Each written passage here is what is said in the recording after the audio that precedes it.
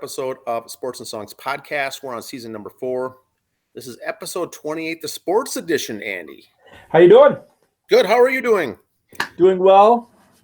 It's May 22nd, and we're a week away from Memorial Weekend, which means the end of the baseball season in many leagues is coming to a close. Not in the pros, but in college. We'll be touching a lot on that. What I do have is a trivia question for the listeners, Andy. Okay, fire away. Trivia question today is Nike and City Connect, or Nike's brand called City Connect, are working with Major League Baseball to announce 6 new jerseys this year in 2023. They're going to unveil 6 this year. They've already done the Atlanta Braves. They've already done the Cincinnati Reds and the Padres, I think, right? Sure, I'll go with you on that. I think the Padres. But anyway, they announced a new one today. I don't know if it's been on our page or not. The Rangers too? What's that? Did they do the Rangers too? Yes. Or was that just an odd jersey they did for something? I did see that, and I had to look twice. They look a little different. They designed them, number one, as a way to sell more jerseys. It's really what they're doing. It's another way to sell. Marketing. Yep. Everything. Jerseys, the whole thing is what they have a new line to sell. And so they're working with that, but they come with a marketing feel to it to kind of bring the city into it. And they do these jerseys. They wear them a couple times a year. It's nothing that big of a deal. But they announced a new one today. The question is, which team was announced today for the City Connect? We'll answer that question at the end of the broadcast. Okay, I know this isn't the answer, but when the Twins did their new jerseys this year, I thought that Twin Cities one was their City Connect one. Well, that's a good point. And number one for the answer, it's not Minnesota, but the Twin Cities jersey they have that actually says the words Twin Cities on it in that cream color, kind of like home jersey. Here. It looks like the City Connect. If the Twins haven't done theirs, but it looks like it. And I think they got the idea from that. They're tying in the city. They're tying in the community. They're tying in. That's what the City Connect. They're trying to connect rather than just a baseball team. You know, so some people like it, some people don't. It's a little different. It's a great water cooler talk. Yes. But that's about it. We'll give the answer at the end. But the Twin Cities ones, that is their number one selling jerseys for the Twins organization, but it's not a City Connect jersey. They have yet to get theirs done. It's their Sunday home jersey is what it is. Yeah, they pick a day or a weekend to wear it, and, you know, they'll have fun with it. But one was announced today. We'll get to the answer at the end of the show. All right. Here we go. Sports and Songs podcast. Fastest growing in all of Western Carver County, Dan. Yeah, correct. And also we got the Farm Cable Awards are coming out pretty soon. Soapbox is up for an award. Oh, it is? Yes. So, nominated. How many nominations did those who get Farm Cable have nominated the Soapbox for Best Bit in a Podcast. Best Bit and most, most informed educational posts. Yes. Here we go. Stanley Cup playoffs. Hacking the logo from CBS Sports this week because I thought it was kind of cool looking. Yes. Vegas is up 2-0 in the West. Florida's up 2-0 in the East. That's how we're sitting right there. So, well, we've talked about this, Andy, but you know, Florida is up 2-0, and both of those games are on the road. Yep, and the one, what was it, 4 overtimes or something like that? 4 overtimes, yes. They were, like I said before, the 8th seed, the last team to make it. They took out Boston, who was the number 1 overall seed. Toronto, who was the 2 seed and was hot. They were finally made out of the first round. They had momentum behind them, and they beat them up and took their lunch money. And now they're taking Carolina and taking their lunch money too. The teams that are hot this time of year, look out for. You know, of course, whoever wins between the Vegas, Dallas, you know, will be a force to be reckoned with, so to say. But you can't count out this Florida team because they captured lightning in a bottle here this season. Who knows? Yeah, they have the hot goalie. Momentum hockey is the biggest thing where you get a couple hot players, especially a goalie. You the man. Wow. Major League Baseball standings. Here we go. As of this morning. Now, Tampa Bay started, 13-0, 14-0, something like that? Yes. Still holding that 2.5 game lead over Baltimore. Wow. Now, if you look at this, it's one big division again. There's the East. Last place team, Toronto Blue Jays, 25-22. First place team in the Central, 25-22. So 3.5 games out and 4 games under 500 are the Detroit Tigers in second place. Wow. After game 1 this year, it was hard saying Detroit was in second place, but let alone mid-May, we're saying mid to late May, they're in second place. Yeah, that whole, once again, you and I have said this, typically you'll win the division you have to be just a little over. If you're at 500, you'll be in the AL Central. You'll be in the race. Yep. But kind of sad. You got to be at least close. These teams, every team is under. And people will think that, hey, the Twins should run away with it because of the strength of schedules essentially so weak. But they did away with that. All your own teams. You still play them more than the other teams, but you play the interleague games as well, so it's not as much. So the Twins really, I wouldn't want to say got screwed this year, but they could really be beating up on these other teams if they played them like they did in the past. But then again, they beat up on them, they get an inflated record, and then get their butts handed to them in the playoffs. So Yes. So that it's kind of good and bad. I see both ends. Yep. The West, the Rangers are first, 2 over the Astros. Who'd have thunk it? I didn't think Seattle would be 7 out this early. I mean, I didn't think they'd win the division, but I thought they'd be more competitive. But well, we got we're a quarter of the way through. Seattle should be good, but can we say the A's are mathematically eliminated? 20 games out. I'd like to say that. Because we can move on. I like guys getting extra reps. The pitchers are getting innings. The guys are getting at bats. They're very young. What is it? A player for the A's leads the league in stolen bases, so they got fun players to watch. They're an exciting team, but we'll see. East, Mets have rallied off a few here. I'll get to that later. They're up to 5 games out in second place. Marlins in third, 5.5. Marlins are playing decent ball too for a 500 club. They're no easy wins there. Louis Arise still leading the league in batting, and of course the Phillies and Nationals. National League Central, and here's another division that's gonna be kind of fun to watch, where Pirates are 2 games over 500 and they're a game out. So the Reds are only 6 out in last. They get hot or call up a couple guys or make a trade. You never know. The Cardinals were in last place a couple weeks ago, I think. Yeah, so Reds are an exciting team to watch. I'm not saying they're going to win it, but I wouldn't mark down a win when you play them either. So yes. And in the West, there's the Diamondbacks a game and a half out. Who'd have thought that one? Wow. Couple Major League Baseball notes here. Okay, here's the stadium sizes I was talking about earlier. Okay. Oakland ain't drawing beans, but when you hold almost 57,000 people, it looks even worse when you draw 3,000. Now, some of these I think did pretty good. Okay, Progressive Field, where the Guardians play. Smallest one in the league and one of the newer stadiums. But you know what? They knew better. Let's not build a 50,000 seat stadium because we'll never fill it. Now, I think some of the other parks that are kind of big. Okay, Riverfront is at Cincinnati. That's tradition, but T-Mobile Park in Seattle, it's used for more than just baseball, so they got it a little bigger. Chase Field in Arizona, used for other things, so it's a little bigger. So Rogers Center in Toronto. So those are it. Coors Field, I have no idea why they put 50,000 in that one. Not a clue. But, the Twins are the bottom half there, but 38,000. I mean, they had trouble. The only time they sold the Dome was when they were in the World Series. If not, you couldn't get 15,000 in there. So I think 38 is a good size for Target Field. That's fair enough. Nice intimate setting. For a quote, small market team. Even though I think we're like 8th largest TV market, but we're a small market team in baseball. The Yankees' Aaron Boone and the Reds' Bell were both ejected in a game yesterday. Both managers ejected. And it was a Sunday game that started at 10 a.m. with the new, was it on Apple Plus or something like that? So when Aaron Boone got tossed out, it was the first ever manager tossed out before noon on a game. Was it? Yeah. Hey, you can't drink all day if you don't start before 12. And I think that's what Aaron was going to do, I think. I don't know. But that's what I like about Aaron Boone and Bell.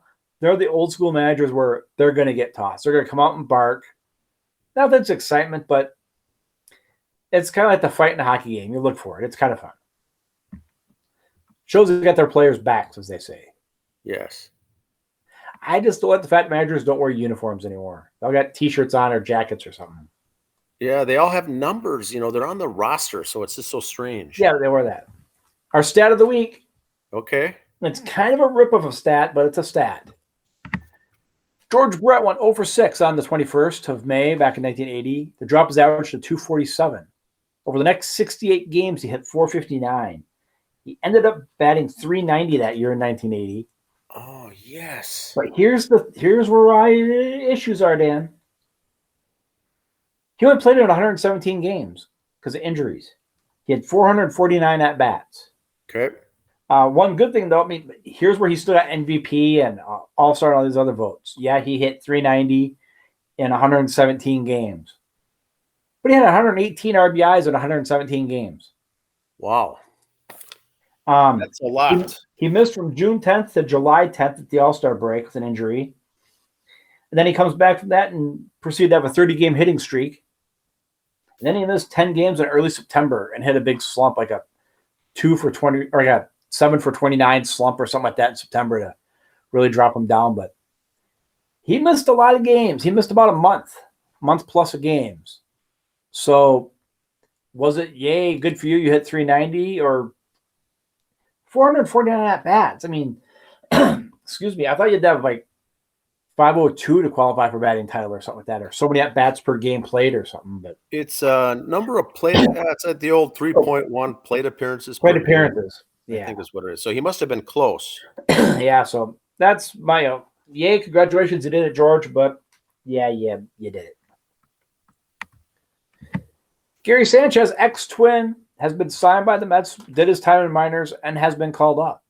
So I didn't put it under Twins news or Mets news. It's just a nice segue. Okay. So former Twin, now playing for. So if you hear his name, it's like, I thought the Twins got rid of him. Well, they did.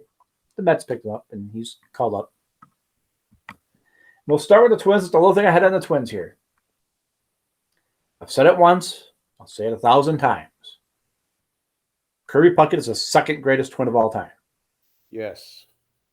Well, one of the Twins websites kind of did a little survey, and they put their list of their top 10 Twins all time. Not Washington Senators, Minnesota Twins. And who's number one but Harmon Killebrew? Yes. Just like us. People, that's what I've said. But I have a problem with this list, Dan. Okay. Burt Blyleven's way too high at number 5. Yeah, I agree.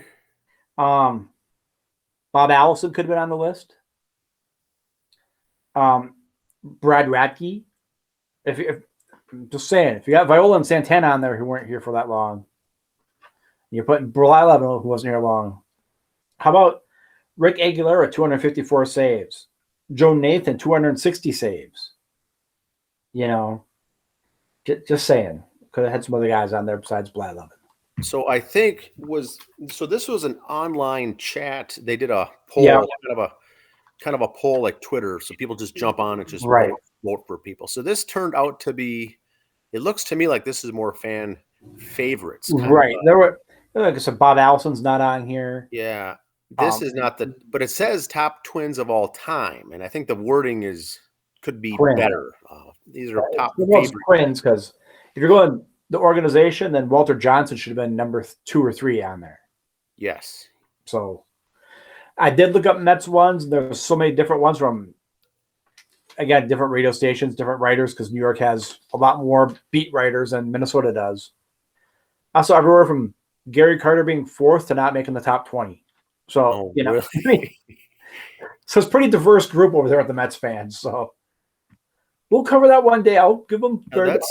That's interesting. So they got to go with the guys whose numbers are retired, of course, the MVPs, the Hall of, but that's Mauer at 6. Okay, if you're doing just Minnesota Twins, I guess I could see that one. Let's talk about the Mets now. Speaking of the Twins, 87 Twins. the Astros, what they're doing now, basically flushed it all, brought up the minor league team basically 1 year, let them work together. And that's what the Mets have done. Ventos, Francisco Alvarez and Beatty, those three have come through the minors together. That's our guy, Eddie Bernansky and Herbeck right there coming up for the Twins. They kind of put it in perspective. They call these guys up. They're a little familiar. You got someone else you know on the team with the veterans like the Twins had with Bly11 and Negro in 87, So you got the vets and the rooks coming up. Am I saying the Mets are going to win it all? No. Do I want them to? Yes. Am I saying these three call-ups are going to help them win it all this year? No. But a nucleus does help always. A nucleus to watch, yes. WNBA, I know a lot of you all thought Monica got cut. Andy's not going to follow WNBA anymore. No. We said we would. I really, truly do enjoy women's basketball. So we're going to give it a push. We're going to try it this year. See what the feedback is. Here we go. Not going to do standings. They all got like 1 or 2 games in. It's like first week of baseball. Their season just started, yes. Yeah. So we're not going to cover standings, but there's a lot of news going on to help that I'm having trouble understanding. So if someone else is a better NBA scholar or WNBA scholar, please chime in and let me know where I missed the boat here. Becky Hammon, head coach of the Las Vegas Aces, won the championship last year. She used to be an assistant for the San Antonio Spurs for the men's team. She was offered a men's job this year, turned it down. Said, I want to stay in Vegas because of the women's schedule. It's 40 games, travel. I can still be with my family. So that's what she wanted to do. But from just women's sports, reigning coach of the year, Becky Hammon, has been suspended for 2 games without pay.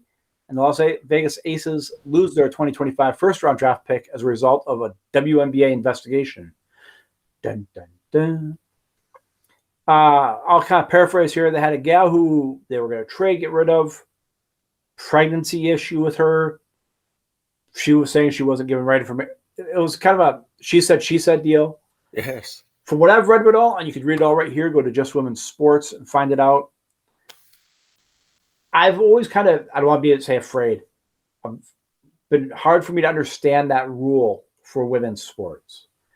Okay, if she's pregnant, that's injured, can you trade a pregnant person? I don't know how the contracts all work for that. It's like, okay, well, it's like if they're rehabbing an injury. I could trade an injured guy if they want to worry about him coming back. I'm trying not to sound like a guy.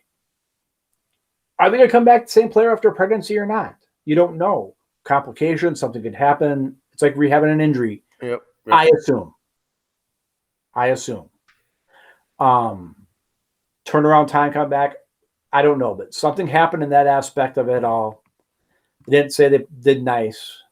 So she was suspended for 2 games, no pay. Oh, only 2 games? Well, when you play 40, well, that's kind of a good chunk. But the WNBA or WNBPA, the Player Association, is kind of having issues with it too, saying, hey, wait a minute. They didn't really do anything wrong. I mean, they didn't do it right, but they didn't do it wrong, know? So they're still kind of figuring it out. And this league is 20-some years old, 25 years old. They're still kind of figuring things out because these gals are sticking around long. And when they first started there, it's like, hey, I played college 4 years ago, I'll join. They weren't getting a lot of people right out of school.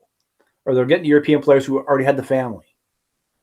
Now you're getting a lot of the college kids coming up who want to have a family first. Okay, when do I come back for that?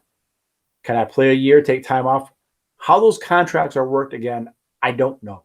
And I would like to know just because I'm nosy. But that's an interesting, with any women's pro sports. Yeah, and we'll use WNBA to talk about how would that work. With the young ladies, you never know when they're going to get pregnant or what. You can't assume that they're not. But if they are, there's got to be some kind of rule or a clause or something in there because they still have to get paid, but they're not playing. It's like an injured list or a bereavement or a pregnancy leave you have to have. And so they're trying to negotiate these things with trades and, Yeah, I get it at regular jobs at your office. Yes, you get time off for pregnancy. And they can't fire you. I get that. But this is a sport. Can they trade you? Yeah. You know? It's still kind of the Wild West. Yeah, and here's some more stuff. Again, Just Women's Sports has it all. I'll leave this up here a little bit more for you on the YouTube. Can read. Pause if you want. Yeah, so it's all kind of how this works. Professional standards they use, deep disappointment. And you're playing with someone's nerves here when you're saying, wait, I want to go start a family. I'm starting a family. Now you're trading me because of it. How was that handled in the situation? Hey, we would have traded you anyway. I mean, what do you say to them? You know, I mean, these trade talks were coming up before you came down with the pregnancy. I don't know what happens. Yeah. Now imagine if it was a man in the role, in the job, and the manager, and this was all said, you'd be hearing about this front page news. Now here it's a woman discriminating against another woman, but it's still because of the pregnancy thing and how to deal with it.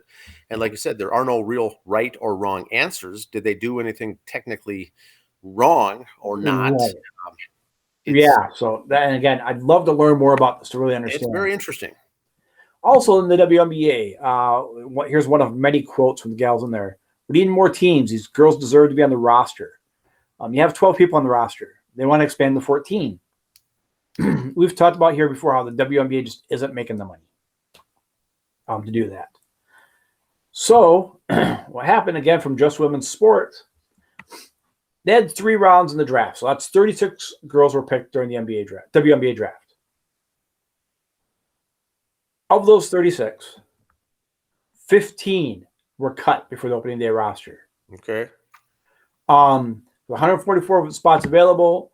And some teams had like 4 draft picks that day. Crying out loud, you only got 12 players. You're not going to bring in that many new folk. Yeah. And some of these girls that got drafted, they had a good tournament. Well, the season started already, so they're still hot. Maybe you want them to play or that increase their draft stock until you saw them playing with the big girls, because that is a big step. There is no minor league to tweak your game. College game is different from the pro. We see a lot of men. Very few men can make that smooth transition. They get the big money and do nothing for 3 years. So, but the WNBA doesn't have that kind of time. But do they have Europe and other places around the globe to play? But once again, you're not really making a lot of money wherever you go. They make a lot more Europe. More teams. They're not going to add a farm system. They may increase the roster size a couple of people, but they kind of use Europe as our farm system anyway. Yeah, that's unofficially. It is. I'd hate to say it, but it is what it is, right? Yeah. Now this website, this story, just picked 5 girls on the top to say, "Hey, here's some picks and what they could do." This is not my words. I knew some of these names just from watching the tournament. Abby Myers was the number 11 pick of the Dallas Wings, and she got cut. Okay, number 11 pick cut. Overall pick. Yep. She shot 38.8% from the three-point line in her final collegiate season, and the Wings were in search of shooters. Another big stretch is her basketball IQ. Myers transferred from Maryland to the Ivy League, powerhouse Princeton. She winds up on a roster, expected to be for a team that needs a backup guard or a shooting lift. So a lot of these girls might be sitting here, might get picked up in a couple weeks, injury-wise, this, that, their thing. Stay in shape. 13th pick, Tyler Mescal. Indiana Fever, again, here's a team that had 5 picks. 3 of the 5 picks.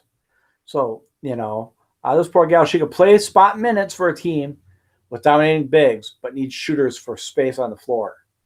She's a 5'11 guard, great pure shooter, 41%.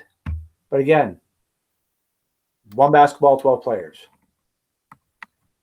Number 22 pick, Alexis Morris. She was not on a lot of draft boards in the NCAA tournament, but like I said, she got hot for LSU during the tournament, which kind of helped her. They drafted her, but she is undersized. She's 5'6". For a men's game, that'd be like Muggsy Bogue. But 5'6" for the women is pretty decent size, but still considered undersized. Her ability to score at the mid-range helped LSU, but she's a good decision maker. But then again, you only got 1 ball to pass around. Any team that finds itself thin at the point guard or shooting guard. So again, she might get picked up here midseason. Mm-hmm. Here's a name I looked into after the draft again because she was drafted by the Lynx, so I looked into it. To Bria Bell. We kept our 2 picks. This gal from South Carolina. And I really liked her when I saw her. She picked her up, and I was really kind of happy. But again, she often finds herself tasking with guarding the opposing team's best offensive player. At 6'1" with length and strength, she could be called on to do the same in the WNBA. So she's a good defensive player. Her offense is a work in progress. Well, if you're a team like the Lynx, where you've been struggling the last few years, you need points. They're not going to try to win games. They're not scoring a lot of points. They want to score more, so trying to keep their team down. So she's a good defensive player, so maybe she can catch on later on here. You never know. We will see. And number 5, Monica Cesano, the number 26 pick. Okay. So I did not pick who I wanted. They had 5 girls on the site. Monica came up, so I'm not playing favorites here. 6'3", post position toughness and efficiency around the rim. She made 67% of her attempts during her 5-year career. Like it says in the paragraph before. Holder, Iowa, basketball is changing at the WNBA level. Traditional bigs, unless you're like 6'7" Brittney Griner, are going away. She doesn't have the versatile skill set, which is why she didn't go until the 3rd round. So could play the 4, maybe a 3. Again, work on your game a little bit, maybe go to Europe for a year, or just keep working out. You never know. Don't be surprised you'll see her come back later on with somebody else too. That's 5 of them. Here's another list of picks who were waived. The number 17 pick, Williams from LSU. The 18. All these picks, top picks, gone. A couple guys from Virginia Tech who had a good season. We got 2 girls drafted. Oh, they were both cut. I mean, these girls that were cut would probably make a great team. Add another team, it would be the cut girls, Oh my God! Yes. But so watch some of these names. You never see them come back up again. Again, I don't know the rules. Can they go back in the draft next year? Are all girls from Europe eligible for the draft? I don't know how that all process works. I'm still learning myself. If you are much more knowledgeable, please drop us a message. Love to have you on and talk about this stuff because we want to know. Now, here's an interesting point, Andy. When I covered the XFL last year, or maybe it was the XFL. So there's only 8 teams, and the league was new. They had 8 teams, but they drafted guys and put together 9 teams. 8 teams played against each other. That 9th team was just a practice team. Okay. Basically just a taxi squad. You'd still report, you'd still practice, you'd still work out.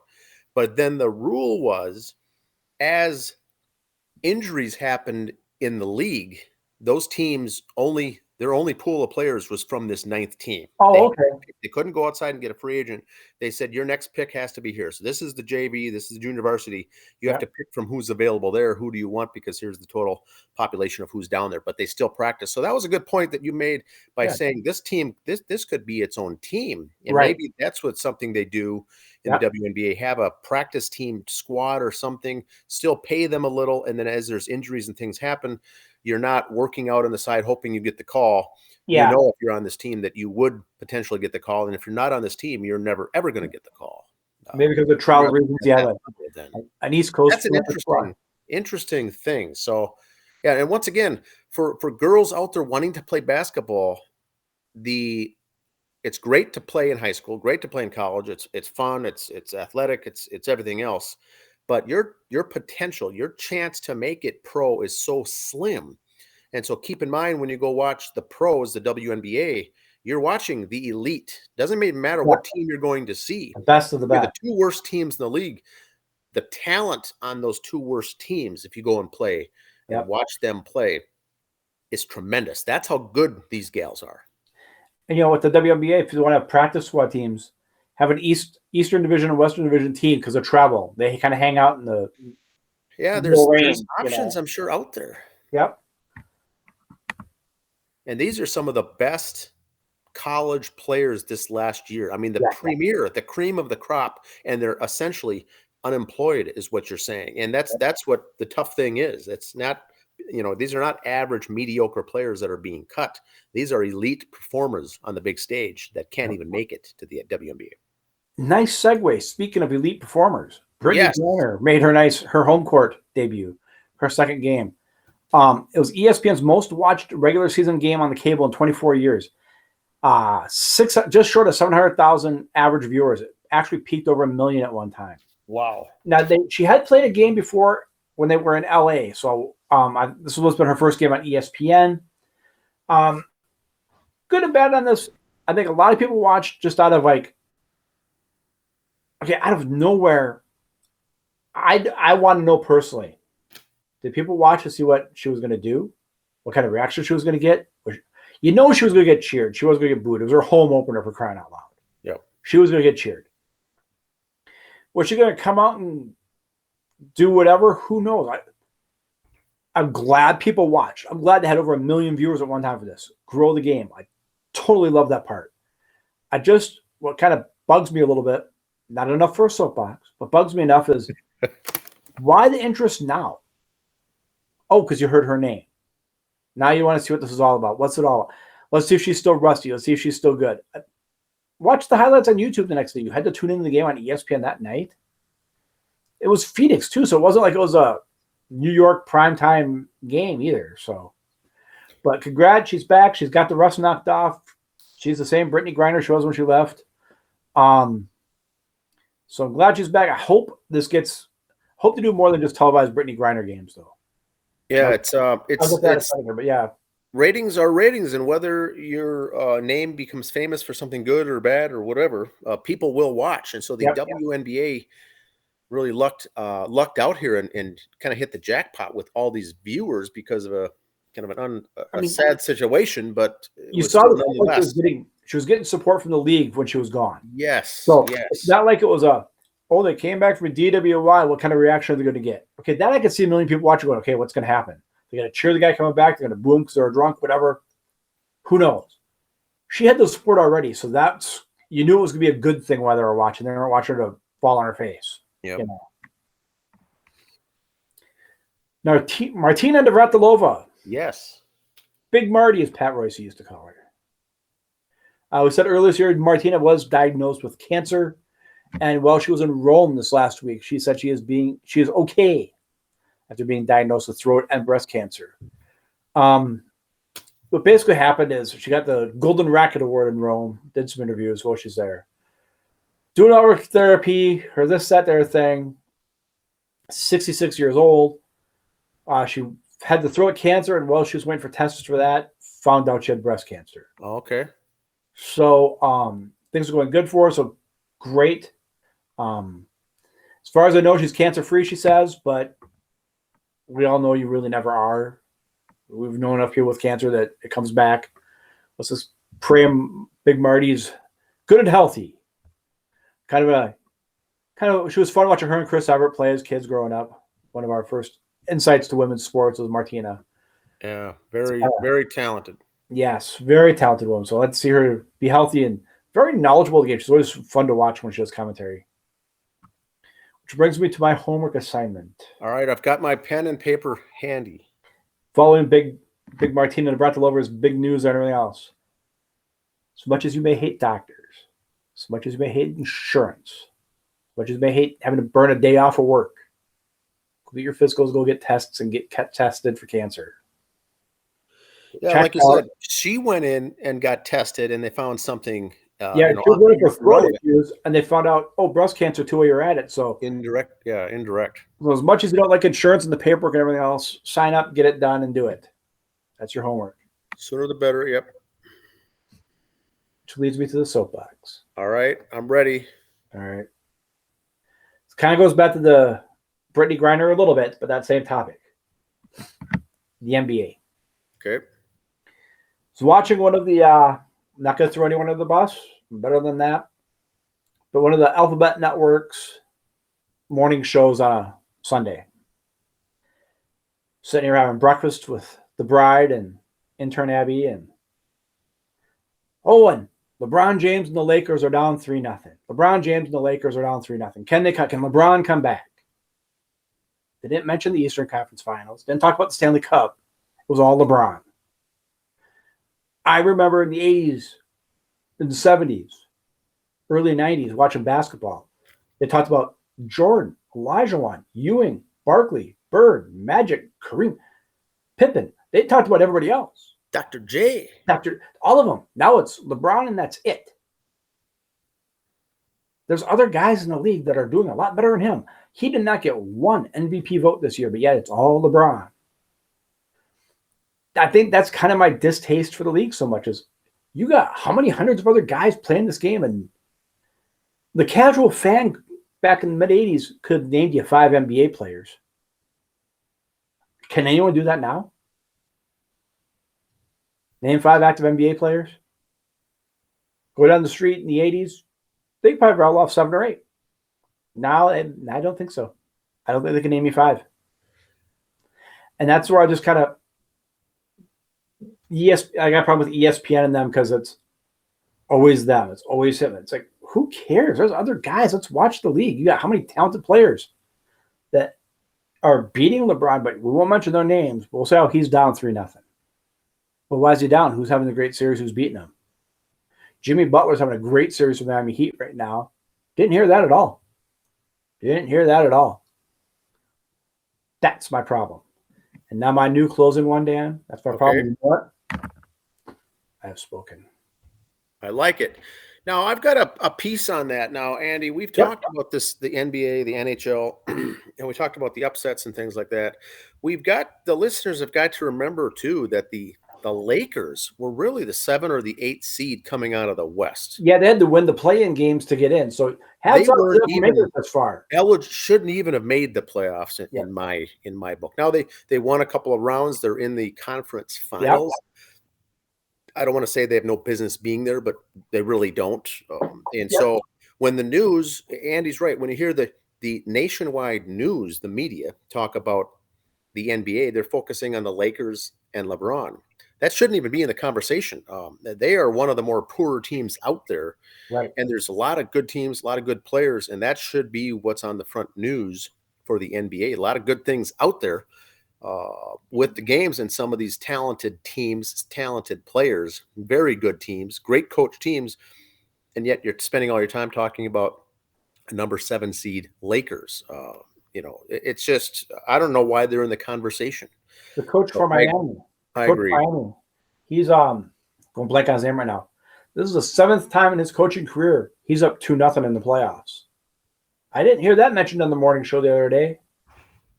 I heard a few times how LeBron's down 3-0. But I didn't hear how the Heat are up 2-0. 7th time this coach has been up 2-0 in the playoffs. Jimmy Butler's having a great playoffs. I haven't heard that. And Miami was an 8 seed also.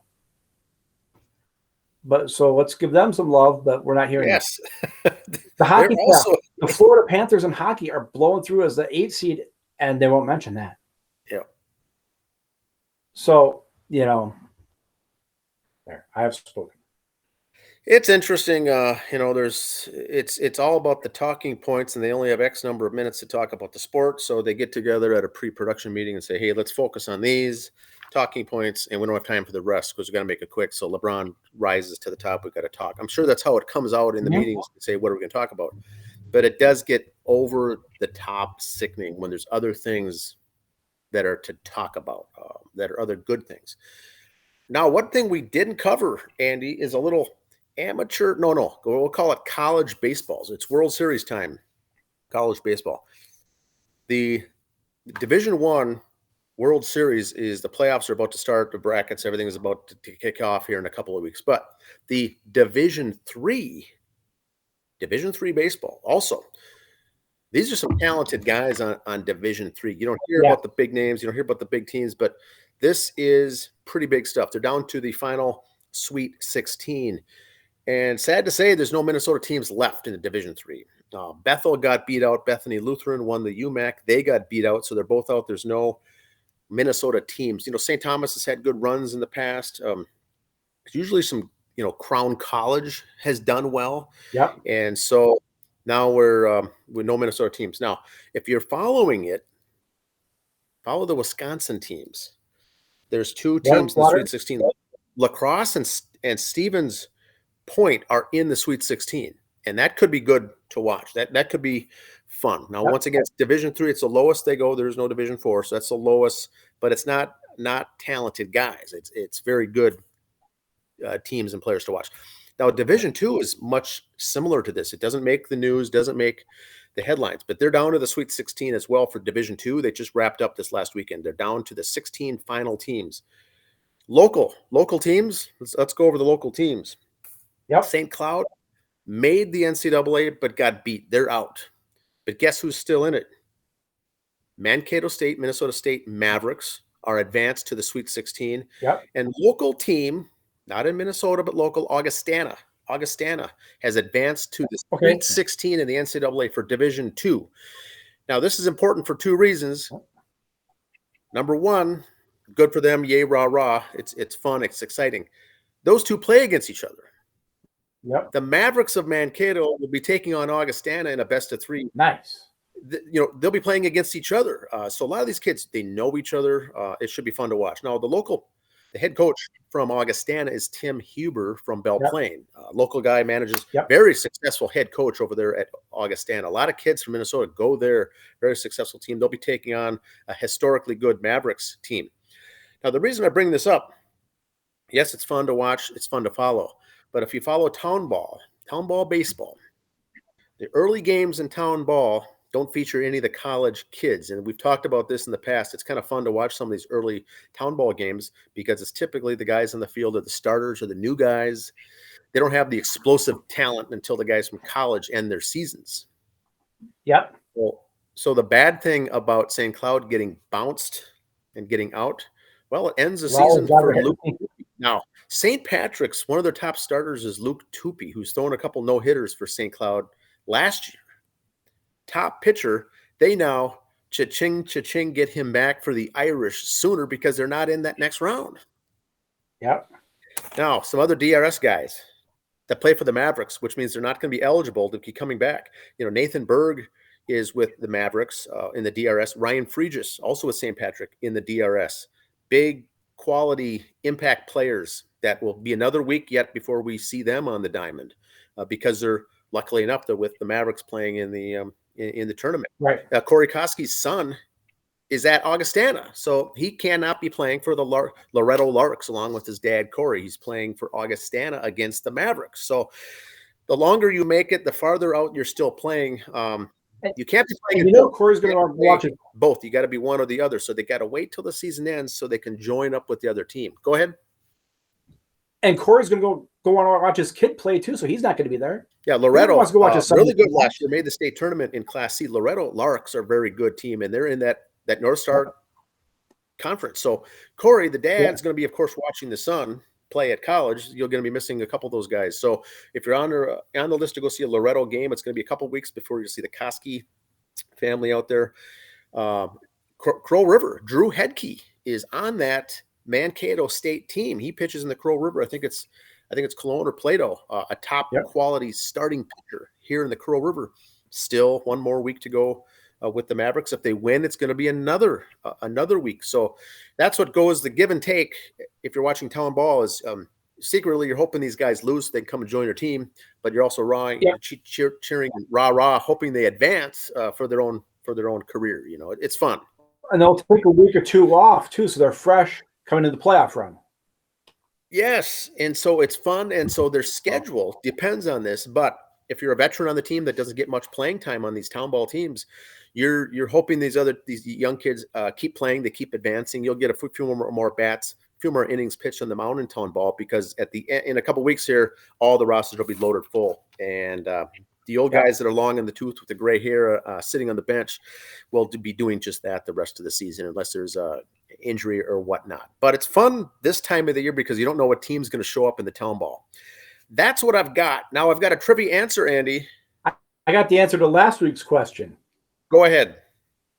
I looked it up. Okay, I'll repeat the question. Can't remember what the order was, so let's read the whole factoid we got right off the bat. The Mets are the second team in Major League Baseball history to win 100 games and then get shut out 7+ times 40 games the following season. Who's the other team? Okay. The other team was the St. Louis Cardinals, who won 101 games in 85 and were shut out in the first 40 games in 1986. A good stat, because if you win 100 games and come back the next season and you get shut out 7 times in your first 40 games the following season, it's pretty rare. But that was the Cardinals in 85 and 86, and now the Mets last year and this year, right? Now, today's trivia question is, which team, Major League team, got the new City Connect jerseys from Nike announced today? The answer, Baltimore Orioles. Ooh. So, like them or not, Baltimore announced their new jerseys. They have a new hat. They have a set of socks that came out, new pants that came out, jerseys, T-shirts, hoodies. If you go to their website for the person on the street, you can get a whole new line of clothing with this. This is not just for the Major League Baseball teams to wear on the field, but there's hoodies, sweatshirts, caps, T-shirts. It's a whole line of clothing. So the time it takes to prepare all this is a lot of time, and boy, but you look at the prices on some of this stuff, it's huge. It's a big money-making thing, and I think that's the underlying reason why a lot of this true fans don't like it. Now, the Baltimore, for instance, is going to wear these jerseys this coming Friday when they play the Rangers. So you'll see those probably all over the news. If you fold up the sleeves, it's got a little design there when you fold them up. I've never seen any team have that. And if you undo the first button or two on the top of the jersey, there's a material design inside that. It's different as well. So that's the only thing I think that's really different on that. But that's the trivia answer. You remember remember in 5th grade or 6th grade, we had these reversible jerseys you played for basketball, and had the reversible for gym class. They're gonna do that with uniforms pretty soon. Because that's what that looks like for that one. You just reverse it, and it's gonna be a Hawaiian shirt to wear out Friday. But everything was about saving money, saving material. And so the big thing with Major League Baseball, you can obviously tell that they're not out to save money. They've got money to burn. They're looking for ways to spend money. Now they're also making it, but it's a big sport, and everyone's buying all the things. So you have to buy, if you're a fan, for the Orioles, you'll have a home jersey, an away jersey, a throwback jersey, an alternate jersey, and now you got to buy the City Connect jersey. The Sunday game jersey. Yeah. And they have the Sunday game, the Friday. So they're going to wear these, I think, on Fridays. But like I said, the Twins have not done theirs. They'll be rolling out, I think, next year. I don't think they're not slated to get theirs done this year. But that's another reason to spend another $300 on another jersey. And people will do it. Yep. That's the all right, Andy. That's all I've got. Anything else for you? Yeah, one more thing. You mentioned D3 and D2 playoffs. Yes, Big Ten playoffs are going on. Gopher women are in the softball tournament. They're in the bracket playing Washington. Follow that on our social media. We'll be updating that. And also the high school baseball and softball tournaments have begun. So follow us on social media for updates. We'll have to follow those, because those brackets, those sectionals, those playoffs are also very good. The Minnesota State High School League did announce, I think, the All-Stars for the Metro North against the South, or whatever they do that. They hold that in Chaska Lions Park, or historical field at Chaska. But the All-Stars have been announced for the Metro and the Outstate, I think. And I don't have the list in front of me, but in front of me, we did share it on Twitter. The Town Ball Hall of Fame was announced also. So congrats to those guys. Okay. That's all on our social media, the high school playoffs, baseball, softball. Follow us on the social medias for all that stuff. All right, sounds good. That's all I got, sir. See you next week. See ya. Bye.